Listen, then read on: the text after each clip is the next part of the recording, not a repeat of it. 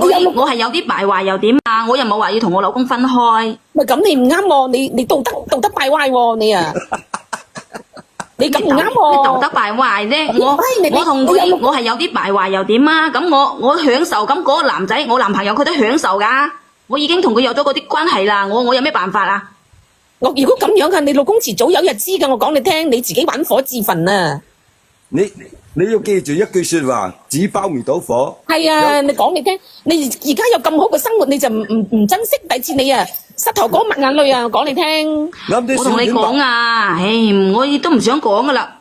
本身我老公咧就係即係嗰個發動機都撻唔着火嗰隻啊，唔掂水啊！你叫我點信啊？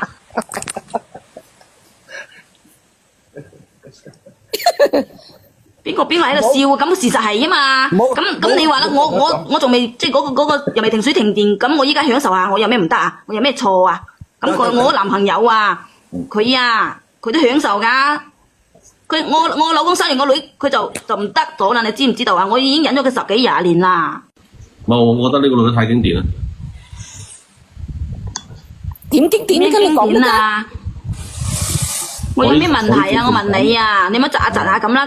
咁我依家啊，咁我都追求我自己嘅幸福啫。我有咩唔啱啊？有咩問題啊？大佬，你離咗婚啊？點樣搞得啦？你咪離婚定搞乜閪啊？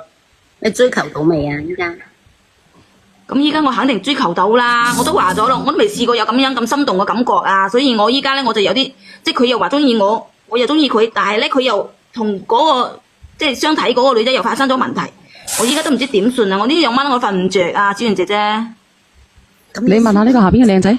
我覺得呢個女壇就太過分啦！我有咩過分啊？咁嗰個男仔都話中意我，我同佢講過噶，我話我哋要分開，咁佢又唔捨得我喎，咁我有咩辦法啊？咁你分開咯。一個男一個女嘅牛唔飲水，點解唔得牛頭低啊？咁我問下你啦，咁如果你問下你老婆啊，佢落咗去係嘛？咁如果你唔得啊，你分唔分啊？我老公好得，你老公得梗係咁樣講啦，咁我老公唔得啊嘛。唔得咪離婚啦！你係咪潘金蓮咧？你理得我係咪潘金蓮啦？你真搞笑啦！你咁樣講嘢嘅，我點樣做又唔關你事。咁我同我老公係有個女噶，點樣嚟啊？都已經5萬歐啦，點樣嚟啊？咁你唔得，你老公唔得就同佢離婚啦，咪大家拉住大家啦。我嫁俾我前夫啊，我前夫夠有個女啦，我依家我未嫁到我老公又咪咁好。咁咪你又執到啖寶咯。咁我老公啊唔得啊，呢樣嘢啊我都唔可以周圍咁唱噶，更加唔會係因為呢樣嘢同佢分開噶，我有個女噶。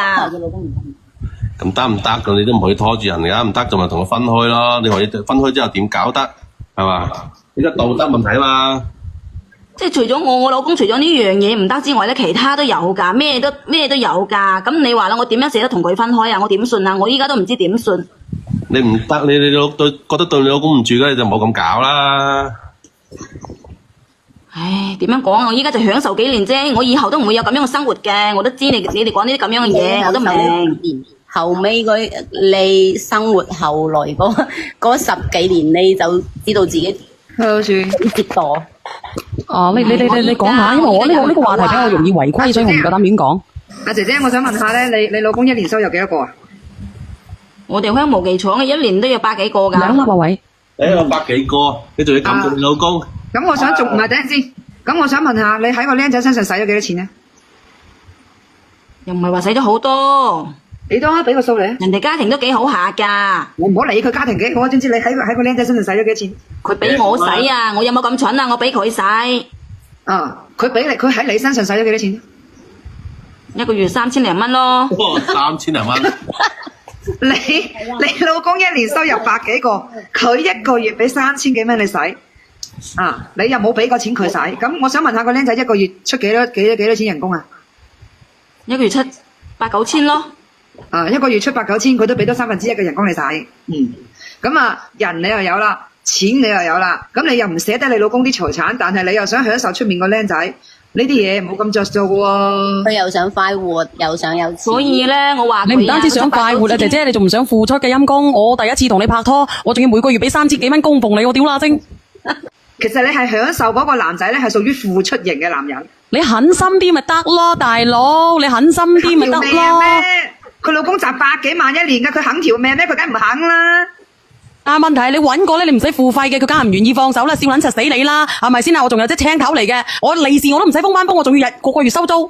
青頭仲要青頭仲要有錢收喎，小遠係女人。真係好話唔好聽，我自己坐食三崩，我自己都電動動就屌啦，真你咁鬼犀利嘅。嗱，你50歲㗎咯喎。嗱，仲有一樣嘢，我仲想問你嘅，你個女今年幾大？結咗婚未？佢啱先咪講先29歲嘅女，結咗29歲，結咗婚未29歲我女29歲啊，仲未結嫁咗未啊婚，未結婚？未嫁。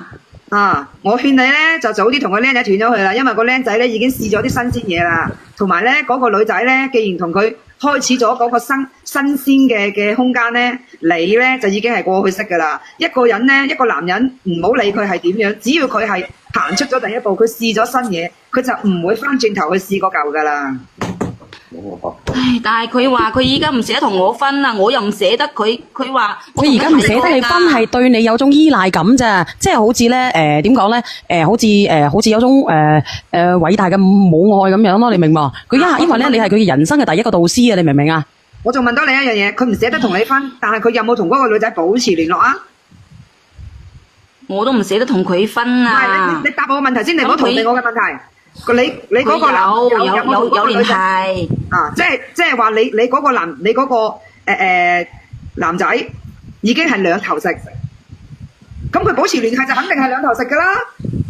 係，所以搞到嗰個女仔又有咗細路仔喎，真係好 Q 煩啊！我又唔捨得分開，唉，小圓姐姐你話點算啊？我依家都唔知點算。冇得唔捨得分開嘅喎，你咁直接踩上去同佢老母講，我同你個仔先至係開始，佢係阿三嚟㗎咋，得唔得？你敢唔敢啊？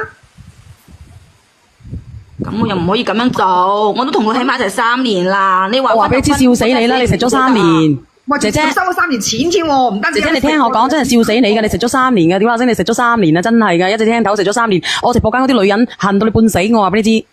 嗱，我唔係你講笑嘅，人哋個仔就已經有翻咁上下年紀啦，咳到啲阿叔都死埋㗎，我話俾你知，你咁搞法。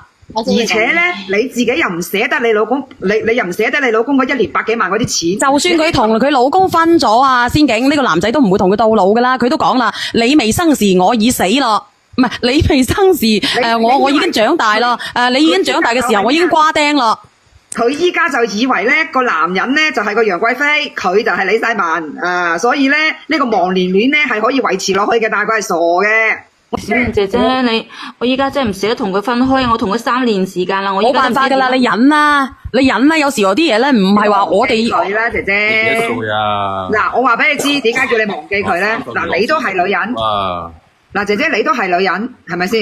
咁你都知道女人唔係一次就中嘅，係好即係唔係話冇呢個機率係有，但係呢個機率係低，唔係一次就中嘅。做乜春啫？做乜春啫？佢本來就含苞待放，你話生仔嗰啲定係乜嘢？咁因為佢阿媽介紹俾佢個女朋友已經陀起身啊嘛，咁肯定係你呢個男朋友同嗰個女仔係唔止一次行埋㗎啦，係已經係好多次，所以個女仔先會陀得走。係啊，食開有條路啊，佢唔同你㗎啦，你黑鬼掹掹啊，人哋唔同㗎，人係粉紅翠枝的臉啊，你明唔明啊？有一樣嘢我話俾你聽喎，因為嗰個女仔已經陀起身啦，佢就肯定會去個男仔屋企。同佢講嗱，我已經有咗你屋企嘅後代啦，我已經有咗 BB 啦，咁我係咪應該登記結婚咧？你個仔係咪應該對我負責咧？咁我想問，去到呢一步，人哋會唔會對你仲留有情意咧？人哋屋企已經有人有孫啦，人哋個女仔係可以帶住個肚名正言順坐正噶啦。你出年都生孫啦，人哋個老母都有孫咯，你出年都生孫噶啦，靚女。你有乜嘢同人爭？我想問。係咪啊？大家都係咁樣噶啦，倒轉嚟啊！我自己人有家庭，我唔會爭，我就係有啲唔捨得啫嘛。唔捨得你都要忍噶，有時候咩叫忍痛，咩叫割愛啊？我嚟講兩句啊，講兩句落去啊。你仲講兩句啊，你阿叔？應該去祝福人哋，揾到有人去幫你接替呢個責任。你唔好再插手，刪咗佢電話，拉黑佢，乜嘢都睇唔到就算啦。祝福人哋啦。聽到未啊？即係我做人唔係話要希望你點，你就算10年，我講用冇聽10年又點，都係冇用，因為你名不正言不實。你祝福人哋有個後代，希望成為即係連朋友都未成，拉黑電話、微信全部都唔理佢，唔記得啦，好嘛？祝福你啦。咁佢仲喺我老公間廠做㗎喎。人哋做人哋嘅公關，你冇事，與你無關，你冇去廠門口截住佢，佢冇面阻咗嘅。男人可以擰轉面可以忘記一切，唉，我點樣同你哋講，你哋都唔明啊！我起碼有幾個月，我都唔可以瞓個好覺啦，我真係好，我個心好揦住，好難受啊！人哋係當你知唔知啊？啟蒙老師嘅咋，人哋已經畢咗業啦，畢咗業之後咧，我就要去出面尋求嘅新生活。咁我尋求新生活嘅情況下，咁我個女朋友又有咗 BB 啦，我又可以同我老豆老母交代啦，我又可以名正言順咁樣登記結婚啦，我可以名正言順咁樣有個家庭啦。你得咩？你俾到人咩？你可以咩？你捨得嗰百幾萬一年咩？你忍心傷害你個女咩？